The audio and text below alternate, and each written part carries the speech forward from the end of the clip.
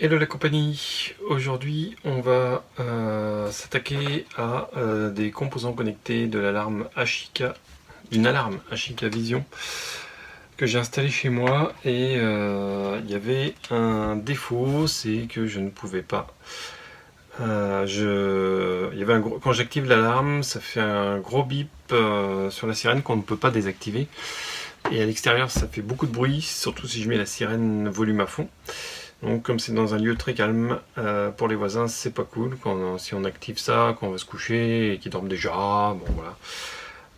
Moi ce que je voulais c'était activer l'alarme et qu'il y ait un signal lumineux, parce que quand on est dehors on aime bien avoir un feedback bien clair. Donc un signal lumineux sur l'alarme qui nous dit bah, c'est activé, donc voilà la sirène extérieure que j'ai ouverte. Voilà. Et donc j'ai mis à jour le micro-logiciel du AX Hub de la centrale d'alarme, pas le micro, le firmware, et qui permettait de faire ça.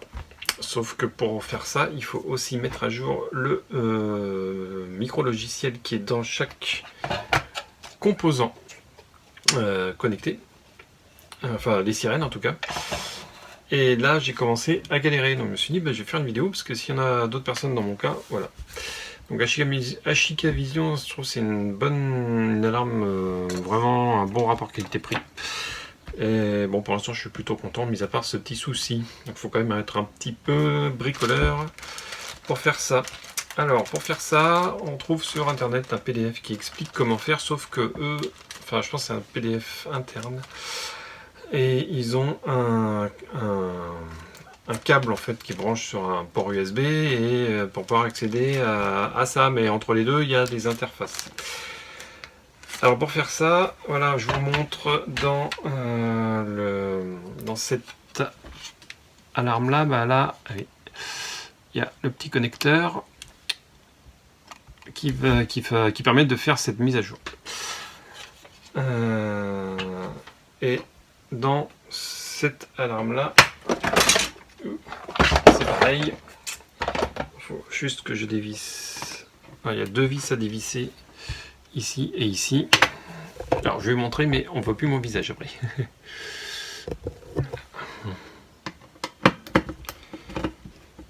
Bon, faut y aller tranquille parce que c'est quand même du petit d'électronique, j'ai envie de dire high-tech. Hein. Je ferai pas ça dans mon garage, j'y arriverai vraiment pas.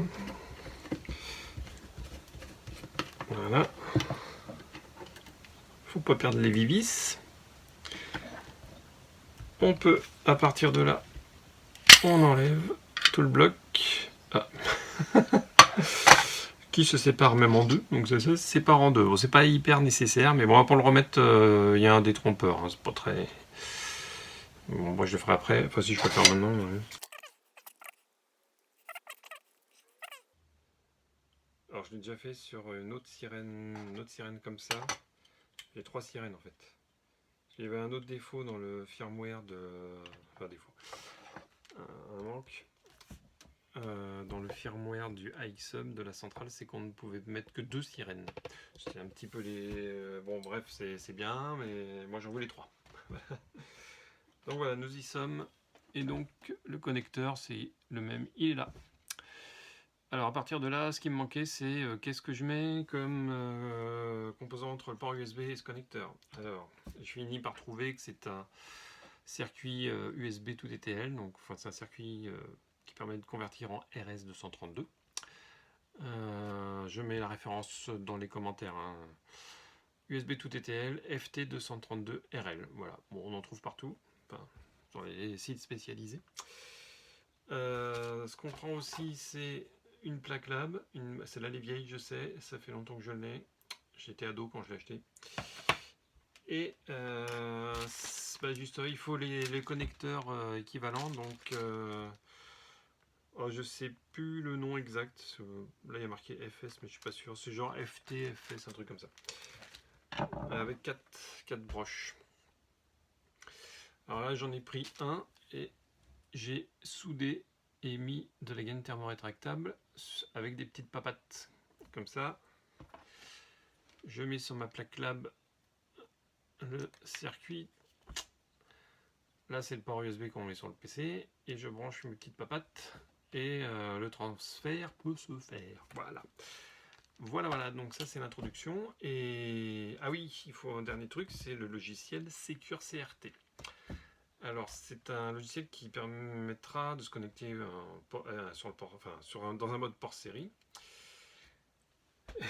et de transférer, de communiquer avec ce composant-là qui lui communique en RS232 simplifié apparemment. Voilà, et Secure CRT, bon, apparemment on peut le trouver sur internet, je sais même plus comment j'ai réussi à l'avoir, enfin bon. Et qu'est-ce que je voulais dire, bah c'est tout. Ah oui, si, oui, voilà, bah bon, il y a des astuces aussi, enfin, une galère que j'ai eue, c'est je branche ça sur mon ordinateur et il se passe rien. Je dis bon, bah comment je fais pour me connecter là-dessus? Ben bon, faut trouver le driver qui va bien, installer le driver pour que votre OS reconnaisse ça comme un composant RS232. Voilà. Voilà, bon, ben je continue, mais sur le PC avec du logiciel cette fois. Ah, il y a, oui, dernier point avant. Le problème aussi, c'est que dans leur dock, eux, ils ont juste à brancher port USB d'un côté et le petit connecteur de l'autre. Et nous, moi, il a fallu que je retrouve le brochage, dire où est le plus, où est le moins, où est la transmission et la réception. Donc je l'ai trouvé. Donc je mettrai ça dans un schéma, je sais pas, je vais faire un schéma, je vais prendre une photo, puis je le mets dans la vidéo. Un truc comme ça. Voilà, allez, à plus. Et voilà, donc je vous montre le brochage. Ok, donc en fait d'abord je voulais vous montrer ce que ça donne quand je branche mon petit module FTDI, mon port COM sur USB sur l'ordinateur. Tac. Voilà. Et donc ça, quand le driver est installé, ça apparaît voilà, en tant que USB Serial Port Serial Killer sur COM7 dans mon cas. Je sais pas comment il choisit le port, mais bon. Voilà, sinon ça apparaît s'il n'y a pas de driver là-dedans, il ne sait pas trop ce que c'est et il le fout là-dedans. Voilà, donc ça c'est pour la reconnaissance du FTDI. Donc voilà le brochage maintenant pour brancher sur la sirène. Moi j'ai acheté donc les petits connecteurs que je vous ai montrés. Donc il y a un détrompeur, donc ça se branche comme ça. Les couleurs sont un peu bizarres, mais c'est comme ça. Donc jaune c'est la masse, le blanc c'est la transmission de la sirène, donc on branche ça sur la réception du FTDI, donc la sirène envoie sur le FTDI. Le rouge c'est la réception de la sirène, donc on branche sur la transmission du FTDI, donc le FTDI transmet sur la sirène. Voilà. Et le noir non utilisé. Donc je pensais que ce serait le VCC. Mais non, ça marchait pas, donc je sais pas pourquoi. Donc du coup j'ai cherché, j'ai galéré longtemps. Je me suis dit un jour, tiens, moi je vais brancher une pile, on va bien voir. Et là, miracle, ça s'est mis à marcher. Donc super, c'est comme ça que j'ai fait, comme je vous l'ai expliqué. Et voilà. Et comment on branche ça hein, c'est très simple. Il y a des fantômes dans la maison, c'est pas grave. Donc voilà le brochage. La masse sur la masse. Hein, le FTDI, ça ressemble à ça. C'est même ça exactement. Le blanc sur la réception, le rouge sur la transmission. Moi j'ai mis en 3 volts. Donc branché, on met le cavalier sur l'autre patte. En 3 volts 3 puisque ça correspond au voltage des piles de la sirène. Voilà. Donc on passe à la suite où je vous montre comment on fait des programmations avec Secure CRT. A tout de suite. On voit sa version 1.1 avec la date et nous on va la mettre en 1.2. Alors les fichiers sont téléchargeables, c'est pareil sur le support HKVision, on peut les trouver. Alors l'astuce c'est, je vais le faire maintenant. Je vais recommencer la manip car en fait ils disent qu'on a 5 secondes pour taper U, c'est même plus court que ça, donc il faut mettre la pile et vite fait aller taper U avant que les petits points, avant que tous ces petits points soient remplis. Donc c'est parti. On branche. Donc ce que je fais, c'est que je vais fermer la connexion. Je refais une toute propre. Ah non, c'est pas ça. Ok. Donc je mets la pile et je vais vite taper sur U. Il faut appuyer plein de fois. Voilà. Donc là, on est rentré dans le mode d'envoi du fichier. Pourquoi il m'envoie des C, je ne sais pas. Bon, il me faisait pas ça l'autre fois, bon c'est pas grave. On va essayer quand même. Bon, apparemment ça c'est un mode hardcodé, donc on peut pas se planter. Pour envoyer le fichier, c'est écrit dans la doc, transfert, send Y modem, donc c'est un certain protocole. Et là, il faut aller chercher le beau fichier. Alors je l'ai mis où moi? Ok.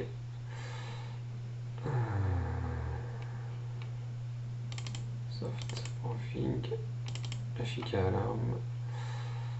Alors voilà, indoor sirène, nanana, en 868 MHz. Alors on sélectionne, il faut que je rentre dans mon enregistrement. On fait add ici, et après on fait OK. Et il envoie le transfert. Vous voyez que ça va assez vite.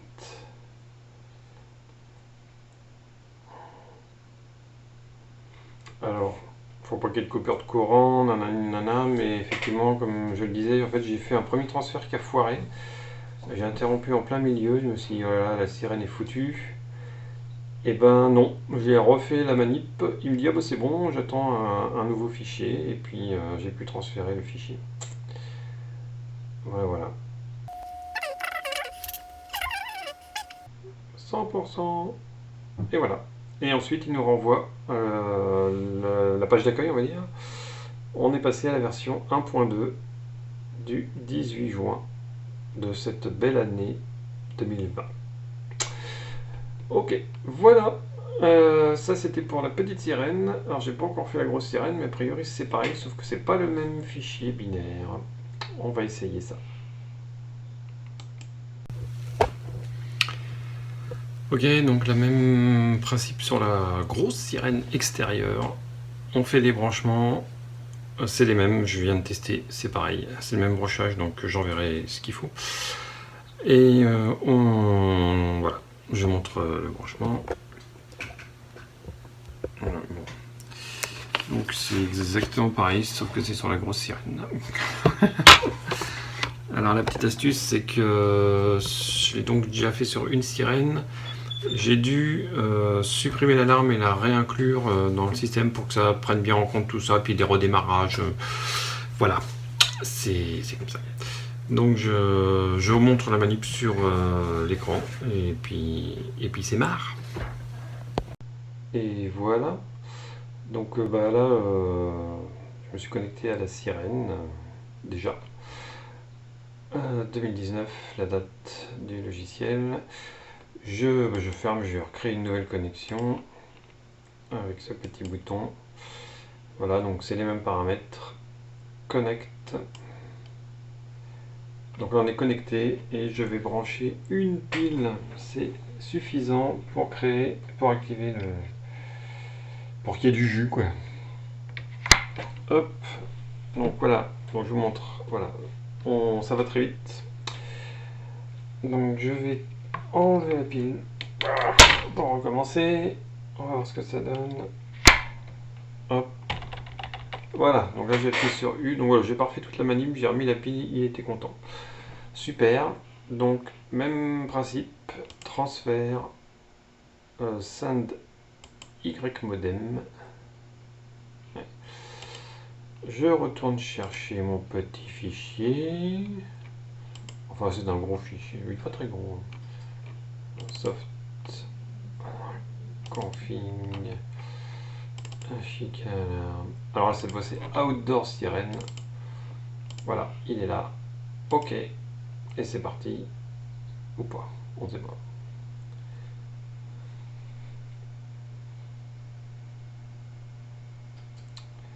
Ça n'a pas l'air de lui plaire. Ah non. Alors, on recommence. Send Y modem. Donc je retourne chercher le fichier. J'ai oublié de faire add. ticket alarme, outdoor, je le prends, je fais add, et ok, et cette fois, c'est parti.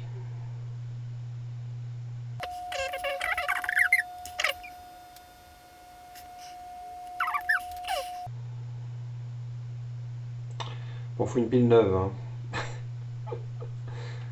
C'est pas, faut pas faire ça avec des vieilles piles, mais enfin, à mon avis. Je pense que c'est un problème qui n'existe plus. Enfin. Et voilà, c'est fini. Dans les versions récentes, si vous fournissez des versions récentes du matériel, ça devrait être bon pour vous. Et ben voilà, c'est fini. Ben, j'espère que cette vidéo servira.